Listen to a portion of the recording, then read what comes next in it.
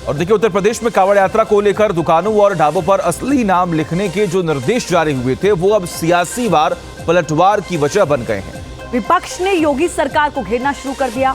Social media पर इन निर्देशों से जुड़े अधूरे हिस्से वायरल किए जाने रहे हैं। इन वाद विवादों के बीच न्यूज नेशन रिपोर्टर्स की टीम निकली उस रूट पर जिससे निकलेगी कांवड़ यात्रा और जिस रूट को लेकर जारी किए गए हैं दिशा निर्देश। देखिए,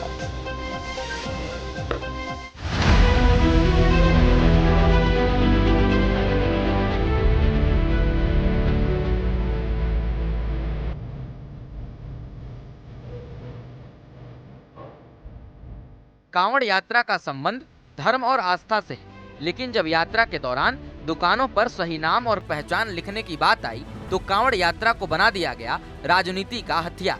खैर, ये तो सियासत का दस्तूर है, हर मुद्दे को धार देना और विरोधी पर वार करना। लेकिन असल जमीन पर क्या हकीकत है, इन निर्देशों को लेकर जनता क्या सोचती है, ये जानने के लिए न्यूज नेशन रिपोर्टर मैदान में उतरे। और हमारा ये सफर शुरू हुआ उस जिले से जहां सबसे पहले निर्देश सामने आए थे, यानी मुजफ्फरनगर।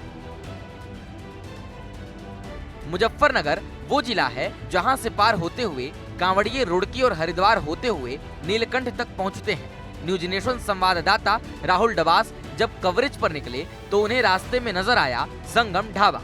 उत्तर प्रदेश में प्रयागराज से लेकर उत्तराखंड में देवप्रयाग और कर्णप्रयाग तक संगम हिंदू संस्कृति का प्रतीक रहा है। इसी वजह से हमने संगम ढाबे पर पहुंचकर बात की, लेकिन जो तथ्य सामने आया वो चौंकाने वाला था। संगम नाम का ये ढाबा चलाने वाले का नाम सलीम था। इस वक्त हम मुजफ्फरनगर शहर के अंदर मौजूद हैं। संगम की बात करते हैं तो क्या मन में आता है? अगर दक्षिण भारत में है तो तमिल का तमिल संगम, जिसमें साहित्य और धर्म की परिकल्पना लिखी जाती है, और वो भी आज से हजारों साल पहले। जब उत्तर की बात करते हैं तो संगम का अर्थ प्रयाग में होता है। अगर आप उत्तराखंड से हैं तो देव प्रयाग, कर्णप्रयाग, ऋषि प्रयाग, और अगर आप उत्तर प्रदेश से हैं तो सबसे बड़े प्रयाग यानी प्रयागराज का जिक्र होता है, जहाँ पर नदियों का संगम होता है। तो आमतौर पर संगम को हम हिंदू संस्कृति से जोड़ते हुए देखते हैं। लेकिन क्या संगम सलीम बन सकता है? जी हाँ, बिल्कुल बन सकता है, क्योंकि पुराना नाम आप मेरे पीछे देखिए कि संगम शुद्ध भोजनालय, जो आमतौर पर हिंदू दंत कथाओं से, साहित्य से जुड़ा हुआ बताया जाता है। जिस तरह से मैंने तमिलनाडु से लेकर के और प्रयागराज का जिक्र किया, और बाहर है सलीम। मोहम्मद सलीम का कहना है कि उनके ढाबे पर सावन में लहसुन भी इस्तेमाल नहीं होता और प्रशासनिक निर्देश के बाद उनके खाने में कुछ बदलने वाला नहीं है। कहने वाला तो ये भी कहेंगे संगम तो हिंदू संस्कृति और सभ्यता से जुड़ा हुआ है। आपने पहले संगम रखा फिर सलीम? संगम ही है, शुरू से संगम है, कभी ऐसी कोई बात नहीं हुई आज तक भी। मतलब अब जो कावड़ वाले आते थे आपको राम राम श्याम श्याम कहते थे और सब कुछ वैसे? नहीं, अब भी आज नमस्ते तो हम भी करते हैं, लिखा हुआ है, आज भी वही बात है, वही बात है। हाँ, और रहेगी भी। मोहम्मद सलीम की बातों से इतना तो समझ आया कि बतौर मुस्लिम उन्हें नाम की पट्टी टांगने पर कोई खास ऐतराज नहीं है, लेकिन अल्पसंख्यकों का नाम लेकर राजनीति करने वाले इस मुद्दे को जोर शोर से उठा रहे हैं। अल्पसंख्यक हित से लेकर हिटलर जैसे शब्दों का इस्तेमाल किया गया है, मुद्दा गरमा दिया गया है। तो ऐसे में पूरी बात समझनी जरूरी थी। हमारे सफर की अगली मंजिल बना साक्षी टूरिस्ट ढाबा। ये ढाबा भी कांवड़ यात्रा के रूट पर पड़ता है। प्रशासन के प्रभाव और शासन के आदेश का अब इफेक्ट, या यूं कहें साइड इफेक्ट भी दिखने लगा है। इस वक्त हम नेशनल हाईवे संख्या 58 पर है। ये दिल्ली को देहरादून और हरिद्वार से जोड़ते हैं। यहीं से ही जो कांवड़ मार्ग है वो जाता है। दरअसल ये मुजफ्फरनगर की सीमा कहा जाए तो ठीक रहेगा। यहाँ पर एक होटल है साक्षी टूरिस्ट के नाम से, साक्षी टूरिस्ट ढाबा है।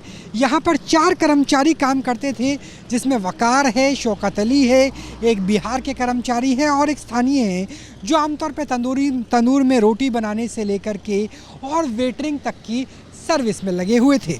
लेकिन जब ये कहा गया कि आपको अपनी पहचान बतानी होगी, आपको ये भी बताना होगा कि आपके ढाबे पे, आपके होटल में कौन कौन काम करते हैं, तो यहाँ पे आप देख सकते हैं कि प्रोप्राइटर का नाम है अक्षय प्रताप सिंह और इन्होंने अपने नंबर से लेकर जीएसटी नंबर तक यानी सब कुछ दर्ज कराया है। और इन्होंने कुछ ही दिनों पहले इस ढाबे के अंदर काम करने वाले चारों मुस्लिम युवकों को यहाँ से हटा दिया, यानी नौकरी से बर्खास्त कर दिया। जब हमारी टीम मुजफ्फरनगर के मदीना चौक पहुंची तो कुछ ऐसे लोग भी मिले जो इन निर्देशों को आर्थिक बहिष्कार का कदम करार दे रहे थे। हाँ, यहाँ 15 साल हो गए हम अपनी नज़रों से देख रहे हैं, कावड़ चल रही है, आज तक ऐसा नहीं हुआ। ठीक है, ये साल ही ऐसा हो रहा है। तो इस बात का दुख है, गुस्सा है, क्या फीलिंग? नहीं, हमें कोई दुख नहीं है, कोई गुस्सा नहीं है इस चीज़ से, लेकिन फील हो रहा है थोड़ा थोड़ा। हर इंसान को होता है फील, अगर इंसान है तो फील करेगा। क्या भाई? एक दिल में जो है एक कटास पैदा हो जाती है कि भाई जो है एक पक्ष को जो है टारगेट हो रहा है कि हमें जो है ऐसे मतलब एक साइड में घेर दिया जा रहा है। जिस तरह मुस्लिम समाज के एक तबके में निर्देशों को लेकर शक और सुबह है, ठीक उसी तरह एक वर्ग ऐसा भी है जो मानता है कि नाम पता देकर शक और सुबह खत्म कर देना चाहिए ताकि किसी किस्म की अनचाही स्थिति ना पैदा हो।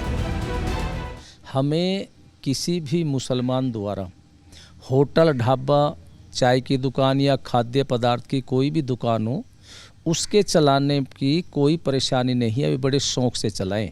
लेकिन हमारे देवी देवताओं के नाम पर, हमारे महापुरुषों के नाम पर या भ्रमित नाम पर न चलाएं, वे अपने मजहब के नाम पर चलाएं या अपने नाम पर चलाएं। हमारी कवरेज में जो कुछ देखा और सुना गया उससे कुछ सवाल पैदा हुए। क्या वाकई पहचान बताने से आर्थिक बहिष्कार हो सकता है या फिर इस किस्म के आरोप उस राजनीति की वजह से पैदा हो रहे हैं जो कांवड़ यात्रा के इर्द गिर्द बुनी जा रही है? ऐसा नहीं है कि सवाल सिर्फ सरकार पर उठ रहे हैं। सरकार के प्रतिनिधि भी पुरजोर तरीके से सवाल उठाने वालों के इरादों को कटघरे में खड़ा कर रहे हैं। 22 जुलाई को पावन कांवड़ यात्रा शुरू होगी और 6 अगस्त को यात्रा का समापन होगा। 6 अगस्त के बाद ही पता चलेगा क्या वाकई दिशा निर्देशों के चलते कोई आर्थिक बहिष्कार हुआ या फिर नेताओं ने इस जुबानी जमा खर्च को मुद्दा बनाया। मुजफ्फरनगर से राहुल डबास के साथ टीम न्यूज़ नेशन।